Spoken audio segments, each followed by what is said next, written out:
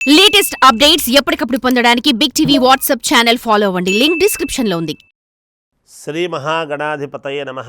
ఐం మహాసరస్వత్యే నమః. శ్రీ లలితాంబికాదేవియే నమః. కార్తీక పౌర్ణమి అనేటువంటిది ఇప్పుడు కార్తీక మాసములో కార్తీక పౌర్ణమికి చాలా ప్రాధాన్యత కూడినటువంటిది అని చెబుతూ ఉంటాం. ఏది ఉండినా ఫలానా అనేటప్పటికీ కార్తీక పౌర్ణమి అయితే చాలా మంచిదండి అని చెప్తాం. అయితే ఏమిటి కార్తీక పౌర్ణమి యొక్క గొప్పతనం అంటే, ఈరోజు ఈ మామూలుగా కార్తీక మాసములో పార్వతీ పరమేశ్వరుల యొక్క అనుగ్రహం పరిపూర్ణముగా ఉంటే, శివకేశవుల యొక్క అనుగ్రహము ఇద్దరిది కూడా కార్తీక పౌర్ణమి నాడు ఉంటుంది. ఆలయాలలో ధ్వజస్తంభము మీద ఈ కార్తీక జ్వాల మామూలుగా దీపము పెట్టడం అనేటువంటిది జరుగుతుంది. ఏమిటి కార్తీక దీపం యొక్క గొప్పతనం అంటే, దామోదర దీపదేవతాభ్యో నమః అని చెబుతాం మనము. దామోదరుడు అని ఇదందరికీ తెలిసి ఉంటుంది, బహుశా తెలియకుండా ఎవరు ఉండరు. ఎందుకంటే యశోదాదేవి చిన్నపిల్లవాడుగా ఉన్నటువంటి శ్రీకృష్ణుడి యొక్క మాయలు, ఆయన యొక్క చిన్నప్పుడు చేసేటువంటి అల్లరి భరించలేక ఆయన్ను ఒక త్రాడుతో కట్టేద్దాము అని అనుకున్నప్పుడు, ఆ ముడి వేద్దాము అనుకున్నప్పుడు ఆ త్రాడు చాలడం లేదంట. ఇంకొకటి ఏదో దానికి ముడి వేసి మళ్ళా కట్టడానికి చూస్తే అది చాలడం లేదు. మళ్ళీ ఇంకొకటి ముడి వేసి చూస్తే అది చాలడం లేదు. ఏది తెచ్చినా ఆయన మాయావి కాబట్టి చిన్నతనము నుండి కూడా ఇలా తల్లితో ఆడుకుంటూ ఉన్నాడు. కాస్త విసుగు వచ్చింది తల్లికి. ఆ విసుగు భరించలేక, సరే కట్టుకో నీ ఇష్టం అని అన్నాడు. అప్పుడు మళ్ళీ తర్వాత తీసుకొని వచ్చినటువంటి తాడు ముడివేసి కడితే అప్పుడు సరిపోయింది. అలా భగవంతుడి యొక్క లీలలు అనేటువంటివి అనేకం. అందుకని దాము ఉదరము అని అన్నప్పుడు ఈ త్రాడు, దాము అంటే ఉదరము అంటే నడుము, కడుపు, దామోదరుడు అనేటువంటి పేరుతో శ్రీ మహావిష్ణువు కృష్ణస్వామి అవతారములో ఉన్నప్పుడు జరిగినటువంటి విధానము కాబట్టి, అందువలన పరమేశ్వరుడి యొక్క అనుగ్రహమే కాకుండా శ్రీ మహావిష్ణువు యొక్క అనుగ్రహము కూడా ఈరోజు మనకు పరిపూర్ణముగా ఉంటుంది అనేటువంటిది ఒకటి. రెండవది, దీపాలు మనము వెలిగిస్తాం. దీపాలు ఎందుకు పెట్టుకుంటున్నాము అంటే, మామూలుగా ఈ కాలం ఎటువంటిది మనకు అంటే, దీనికన్నా ముందు 2 నెలల ముందు విపరీతమైనటువంటి ఎండాకాలము, తర్వాత వర్షాకాలము వచ్చింది. ఎండాకాలంలో విపరీతమైనటువంటి ఎండలు సహజం. తర్వాత వెంటనే వర్షం పడేటప్పటికీ భూమి మీద ఆ వేడికి, ఈ వేడి నీరు ఎప్పుడైతే భూమికి తాకుతాయో అవి కిందికి వెళతాయి కదా గర్భములోకి.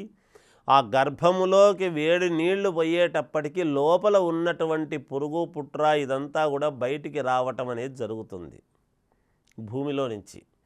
ఆ బయటికి వచ్చినప్పుడు ఎటువంటి పురుగులు వస్తాయో తెలియదు. ఇవన్నీ కూడా కాస్త విషజ్వరాలుగా, ప్రకృతి సహజమైనటువంటి దీంట్లో విషజ్వరాలుగా మనము ప్రబలేటువంటి ఇది ఉన్నది మొట్టమొదటి నుంచి కూడా. చూడండి, మన ఋషులు మన వాళ్ళు ఎంత మరి ముందు ఆలోచన, దూరమైనటువంటి ఆలోచనలు చేసి ఆనాడు, ఈనాడంటే ఈ వైద్య వ్యవస్థ చాలా పెరిగినది కాబట్టి మనం చెప్పుకుంటున్నాం.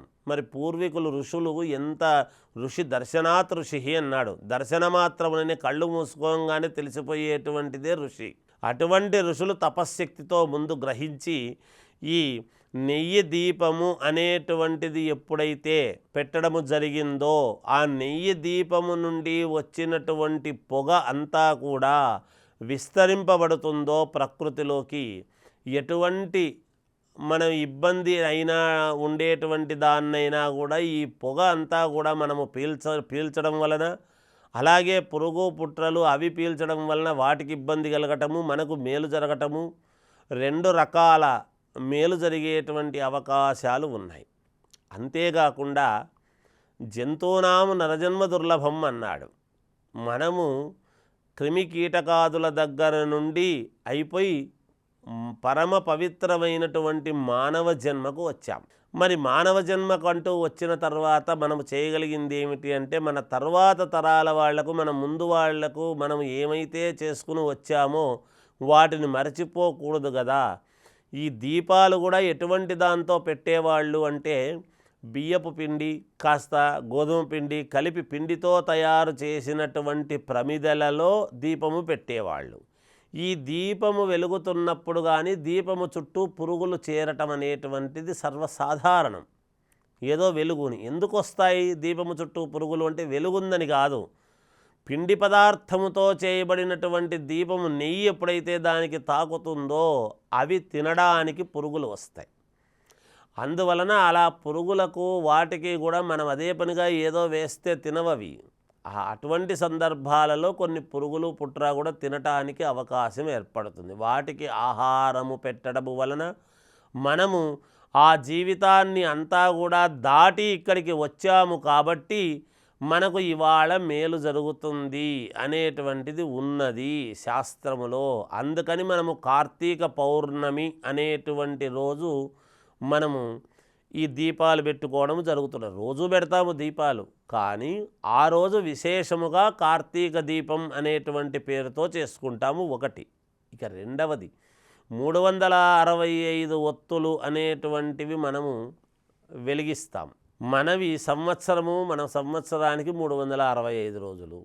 ప్రతిరోజు దీపము పెట్టడము అనేటువంటిది ఇంట్లో సర్వసాధారణం. అది ఎటు పెట్టినా ఎలా పెట్టినా ఒకవేళ మనకు తెలుసో తెలియకో చేసినటువంటి పాపాలు ఏమైనా ఉంటే ఈ 365 ఒత్తులను నేతిలో తడిపి అక్కడ దేవుడి ధ్వజస్తంభము దగ్గర వెలిగించటము అంటే సర్వపాపహరణం అంటున్నాడు శాస్త్రంలో.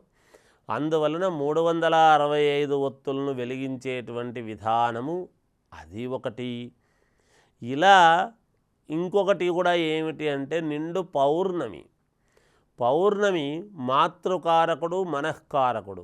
ఆ రోజు దీపము పెట్టడము వలన వివాహము కావాల్సినటువంటి వాళ్లకు వివాహము, సంతానము కావాలి అనుకునేటువంటి వాళ్లకు సంతానము, మన మనస్సు పరిపూర్ణముగా మనము ఏదైతే కోరుకొని ఆ దీపారాధన చేస్తామో అది పరిపూర్ణముగా మనకు నెరవేరటానికి చాలా మంచి రోజు అనేటువంటిది అక్కడ ప్రాధాన్యత. ఎలా అంటే చంద్రుడు మనఃకారకుడు మాతృకారకుడు కాబట్టి మనము సహజంగానే మామూలుగా నిండు చంద్రుడు మామూలు పౌర్ణమి వస్తేనే అబ్బా చల్లగా ఉన్నాడు, చంద్రుడు ఎంత బాగున్నాడు అని మనం సంతోషపడతాం. పల్లెటూర్లలో ఉండేటువంటి వాళ్ళు అందరూ కూడా చంద్రుడిని చూసి కాసేపు బయట ఉండి ఆస్వాదించి చేసుకునేటువంటి రోజులు అవి. అంతా సిటీ కూడా ఇంకా పెద్దగా డెవలప్ అయిపోయి ఈ చాలా మార్పులు వచ్చాయి కాబట్టి బయటికి వెళ్ళేటువంటి సమయం రాత్రి పగలు అనేటువంటిది తెలియకుండా పనులు చేసుకొని ఎవరెవరి కార్య వ్యగ్రతలో వాళ్ళు ఉండేటువంటి రోజులు కాబట్టి అంత దూరం ఆలోచన చేయలేకుండా పోతున్నారు. కానీ ఏది ఏమైనా మనస్సు అయితే చాలా తృప్తిగా ఉంటుంది కార్తీక పౌర్ణమి నాడు. అలా మనకు మనస్సు ఏదైతే కోరుకుంటుందో మనస్సంకల్ప సిద్ధిరస్తు అని కదా మనం చెప్తున్నాం. మంచి మనస్సుతో ఏది కోరుకున్నా భగవంతుడు తప్పకుండా ఇచ్చి తీరుతాడు అని అనడానికి నిదర్శనం. అందువలన ఈ కార్తీక పౌర్ణమి నాడు గనక మీరు 365 ఒత్తులు వెలిగించి ఏదో ఒక ఇది తీసుకువెళ్ళి భగవంతుడికి సమర్పించి అక్కడ వెలిగించిన తర్వాత మనము మనస్సులో పరిపూర్ణముగా కోరుకున్నాము అంటే మనకు తప్పకుండా విజయము లభిస్తుంది అనేటువంటిది ఒకటి.